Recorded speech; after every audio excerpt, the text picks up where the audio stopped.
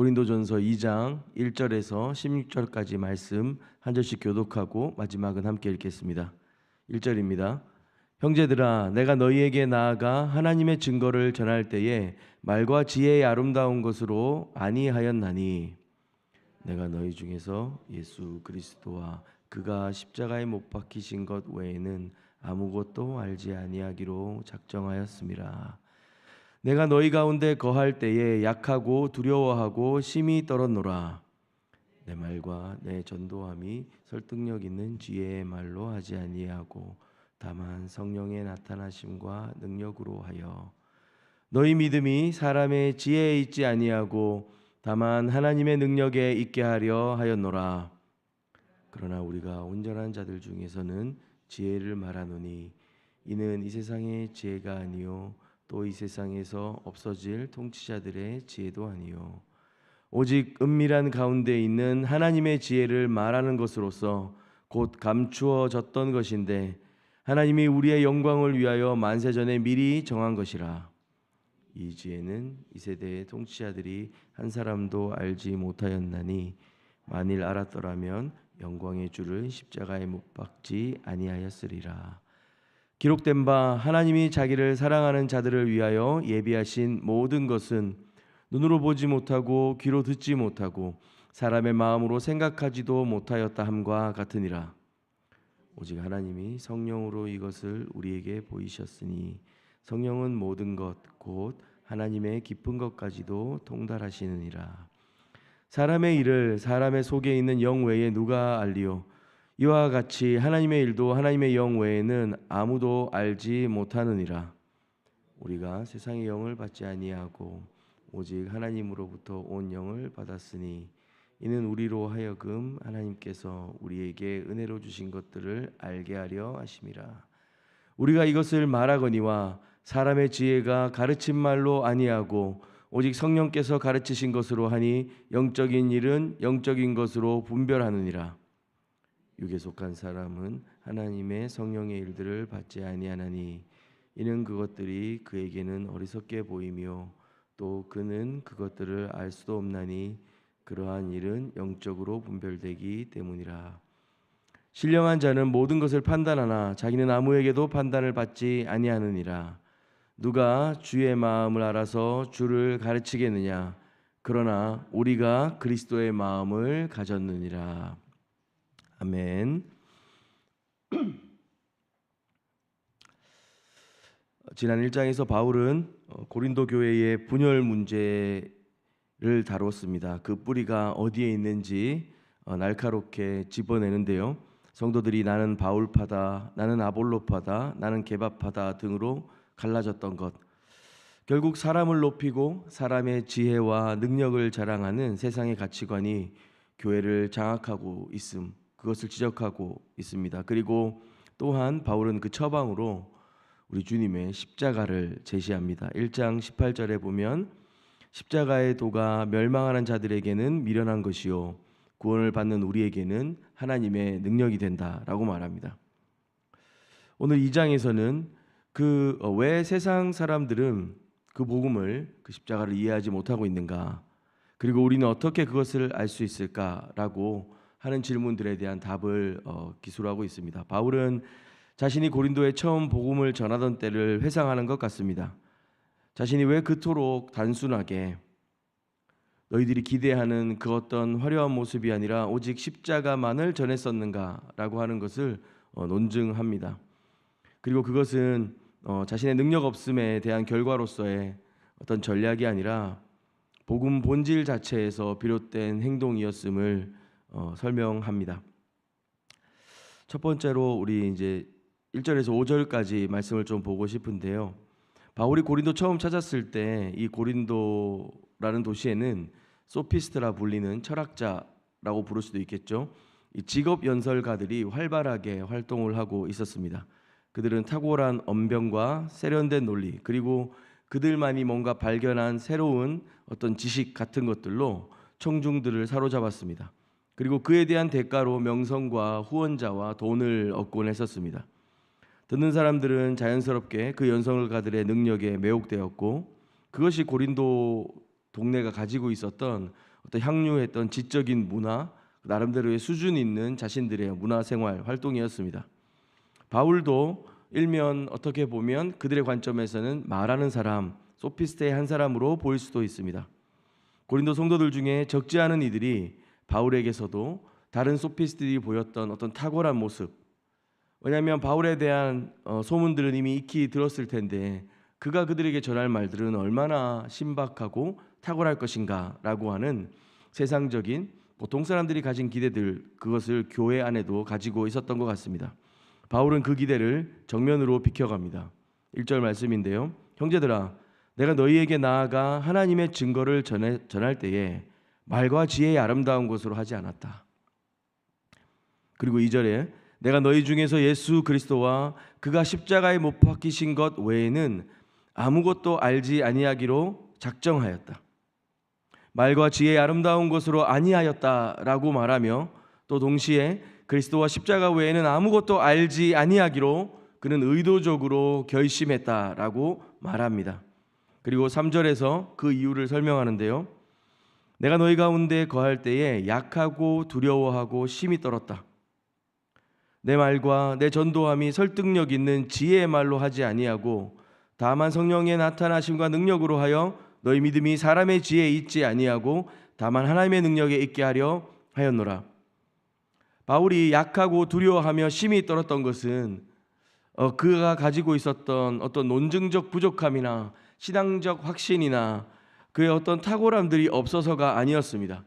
그리고 아무리 전해봐야 잘 되지 않았고 전해지지 않았던 어떤 실패감, 선교적인 어떤 실패감에 머무른 어떤 감정적 상태가 아니었습니다. 이것은 복음을 전하는 자가 느낄 수밖에 없는 근원적인 두려움이었습니다.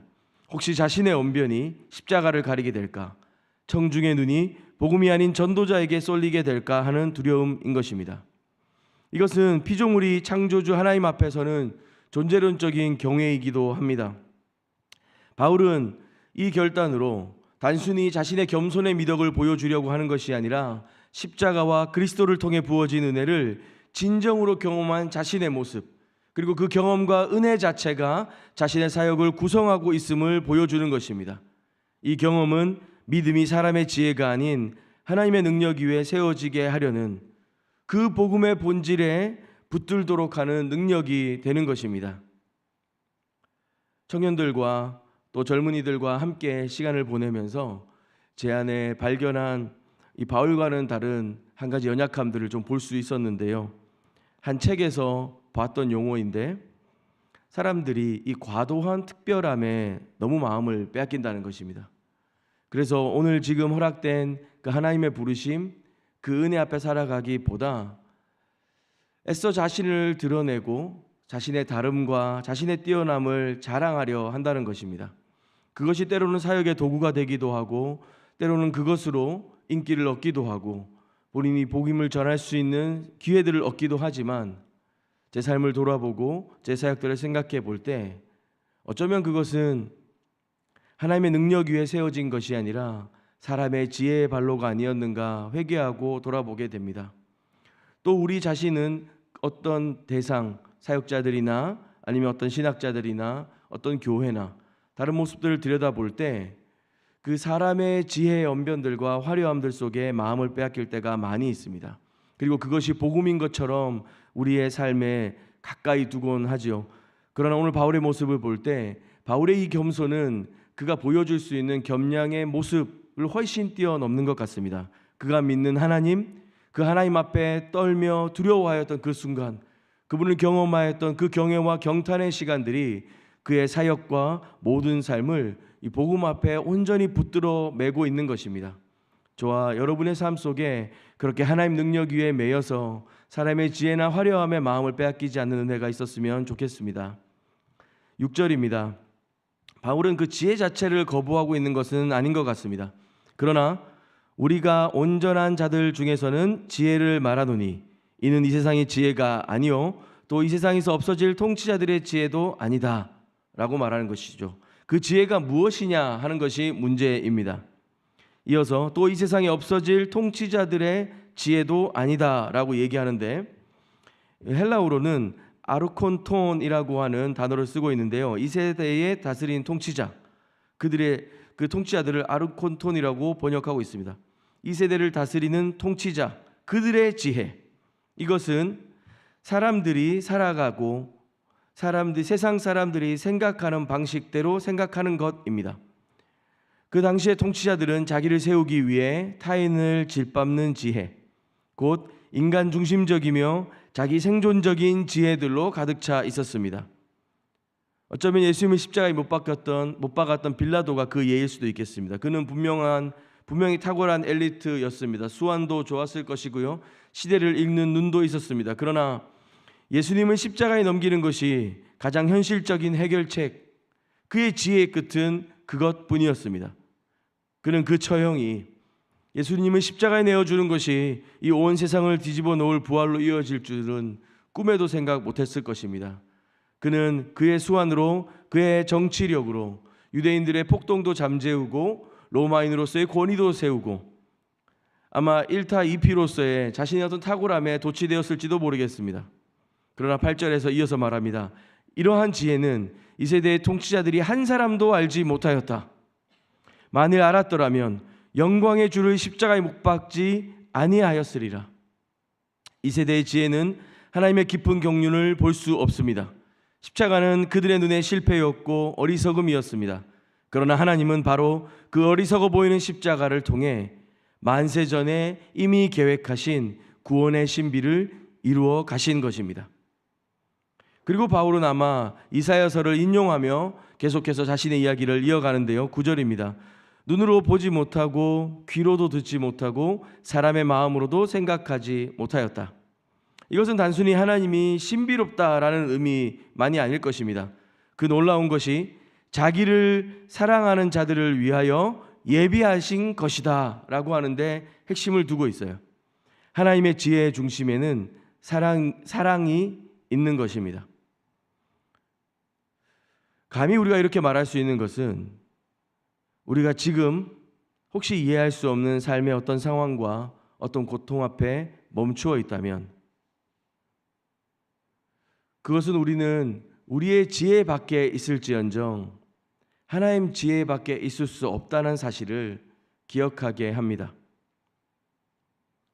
모든 사람이 미련하다고 말하였고 이제 이것으로 끝났다고 말하였던 십자가, 그것이 하나님의 감추어진 지혜였고 온 세상이 어두워지고 진동하며 아 여기서 끝났구나라고 생각했던 그 십자가의 밤이, 그 어두움이 부활하시고 또한 우리와 함께 계시고 승천하셨던 예수님, 그리고 그분을 통해 우리에게 부어주신 하나님의 놀라우신 은혜와 그 사랑을 향한 감추어진 지혜였음을 기억해야겠습니다. 이사야 시대에는 하나님이 펼치신 경륜들을 눈으로 보지도 못하고 귀로도 듣지도 못하고 사람의 마음으로 생각지도 못하였지만 주님은 이제 우리에게 그 놀라운 지혜를 예수님과 그 십자가를 통해서 펼쳐 보이고 계시는 것입니다. 9절까지 감추어진 하나님의 지혜를 말했다면 10절부터는 그 지혜가 어떻게 우리에게 열리는지를 좀 다루어 주는데요. 10절입니다.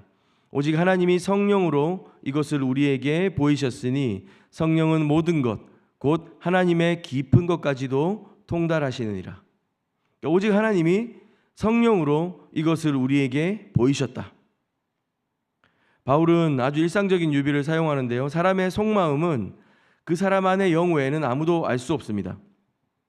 마찬가지로 하나님의 깊은 경륜은 하나님의 영이신 성령만이 아십니다. 그런데 놀라운 것은 예수 그리스도를 우리의 삶의 주인으로 모신 저와 여러분의 삶 가운데 우리의 영혼과 우리의 중심 안에 성령이 내주하시고 임재하신다는 것입니다. 12절에 우리가 세상의 영을 받지 아니하고 오직 하나님으로부터 온 영을 받았으니 이는 우리로 하여금 하나님께서 우리에게 은혜로 주신 것들을 알게 하려 하심이라. 이 성령을 받은 목적, 성령을 주신 목적은 하나님께서 우리에게 은혜로 주신 것들을 알게 하려 하심입니다. 성령은 우리에게 하나님이 이미 주신 것들을 깨닫게 하십니다. 무심히 보아오던 일상 속에서도 하나님의 세밀한 손길을 읽어낼 수 있게 하십니다. 잘 깨닫지 못하였고 반복되던 일상과 그저 어제와 같은 오늘의 삶인 것 같았지만 성령 안에서 살아가는 삶은 그 기민하게도 주님이 우리 가운데 일하시고 역사하시고 말씀하시는 것들을 듣게 합니다. 어제는 잘 해석되지 않고 묵상되지 않던 큐티의 말씀이 오늘 성령님께서는 우리로 깨닫게 하시고 발견하게 하시고 은혜로 그 말씀 앞에 머무르게 하시는 것입니다. 당시에 고린도 교회에 소피스트들이 성행했다고 했었습니다. 동시에 영지주의라 불리는 한 파의 어떤 초창기 버전이 고린도 교회에는 좀 있었던 것 같습니다. 영지주의 또 어떤 그와 비슷한 파들은 항상 영적인 것과 육적인 것들을 구별하고 싶어 했습니다.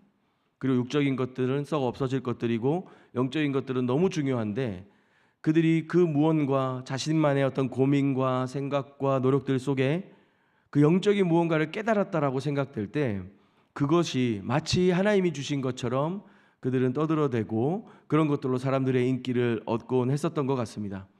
바울은 그 일들을 잘 알고 있었고 그것이 하나님의 영으로부터 온 일이 아닐 수 있다는 것도 또한 잘 알고 있었습니다. 왜냐하면 하나님의 영이신 성령께서 우리 가운데 하시는 일은 그리스도를 깨닫고 경험하고 누리게 하고 말씀을 발견하게 하는 일이기 때문입니다. 새롭고 신선하고 그 무언가 세상에 없었던 신비한 일들을 발견하고 경험하는 것들에 마음을 많이 빼앗기보다 13절에 보면 영적인 일은 영적인 것으로 분별된다라고 하는 것, 하나님의 지혜가 세상의 논리나 세상의 신박한 그 무언가 어떤 기술들로 분석되는 것이 아니라 성령께서 가르쳐 주시는 방식으로 우리가 받아들여지는 것이고 경험되는 것이고 누리게 되는 것을 믿었으면 좋겠습니다. 사람의 지혜가 가르친 말이 아닌 성령께서 가르치신 말로 우리의 중심 가운데 전달되어지는 것입니다. 14절에서 16절 오늘 마지막 부분인데요. 육에 속한 사람은 하나님의 성령의 일을 받지 아니하나니, 바울은 여기에서 육에 속한 사람을 소개하고 있습니다. 이 사람은 어떤 사람입니까? 하나님의 성령의 일을 받지 않았다라는 것입니다. 그 마음의 중심 안에 예수 그리스도가 없습니다. 이는 그것들이 그에게는 어리석게 보이며 또 그는 그것들을 알 수도 없습니다. 또 한 사람을 소개합니다. 신령한 자는 모든 것을 판단하나 자기는 아무에게도 판단을 받지 아니하였느니라.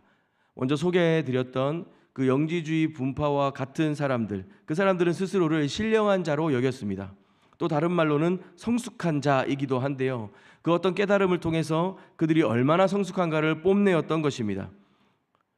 근데 여기서 바울은 다른 신령한 자를 소개하는 것이죠. 진정으로 주의 말씀 앞에, 그 은혜 앞에 신령한 자는 모든 것을 판단하나 성령이 그 안에 계시는 자입니다. 예수 그리스도가 그 삶의 주인이 되는 사람입니다.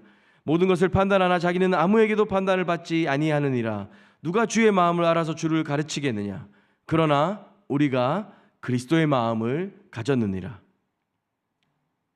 하나님의 영 없이 자신의 능력으로만, 자연적인 능력으로만 사는 사람이 아니라 십자가가, 또 그리스도가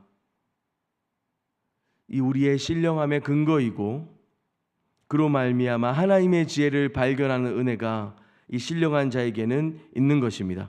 그는 모든 것을 분별합니다. 바울이 지금 얘기하는 것은 그냥 어떤 세상적인 분별과 해석과 그런 신박한 능력이 아니라 아무에게도 판단받지 아니하는 분별력입니다. 이것은 오만함이 아니죠. 유일한 재판관이신 하나님 앞에 떨고 두려워할 수 있는 자들이 세상의 편판과 기준과 분별 앞에 자유로울 수 있는 것을 말하는 것입니다. 사람들의 시선에 흔들리지 않고 하나님 앞에 묵묵히 살아가는 자유를 누리는 것입니다. 그리고 그것을 바울은 누가 주의 마음을 알아서 주를 가르치겠느냐? 그러나 우리가 그리스도의 마음을 가졌다. 이사야 40장 13절을 인용하고 있습니다. 아무도 하나님의 깊은 생각을 헤아릴 수 없습니다. 그런데 바울은 선언합니다. 우리가 그리스도의 마음을 가졌다.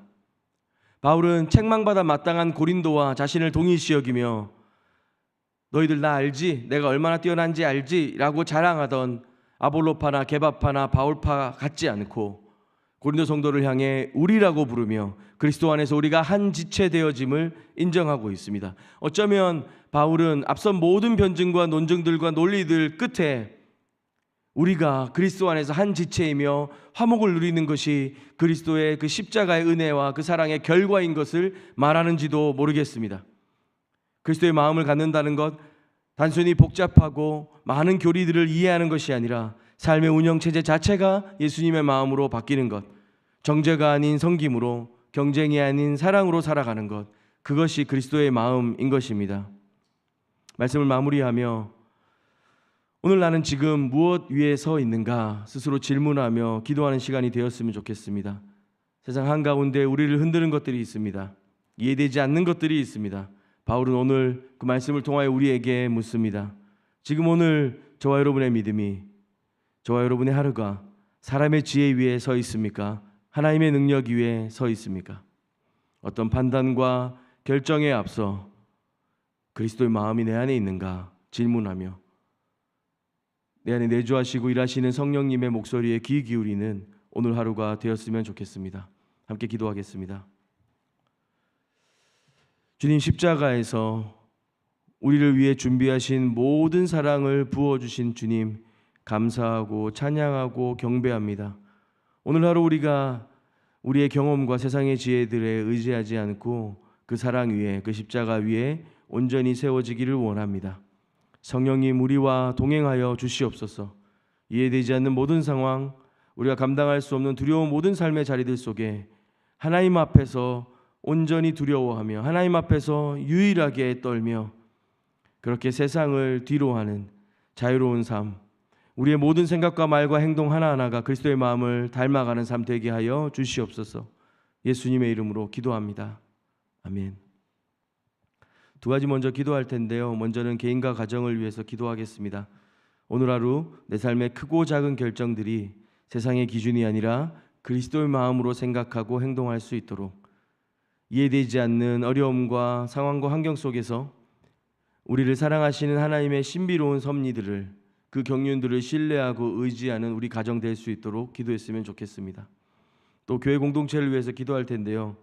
서로를 비교하고 판단하는 자리, 자신을 높이고 자랑하는 자리가 아니라 그리스도의 마음을 품고 서로를 우리라고 부르며 섬기고 사랑하는 그런 교회 공동체 될 수 있도록, 그렇게 세상 앞에서 사람의 지혜나 능력이 아닌 성령의 나타남과 능력으로 세워지는 수지의 본교회 될 수 있도록 함께 중보하신 후에 개인의 기도로 더 깊이 주님 앞에 나아가도록 하겠습니다. 함께 기도하겠습니다.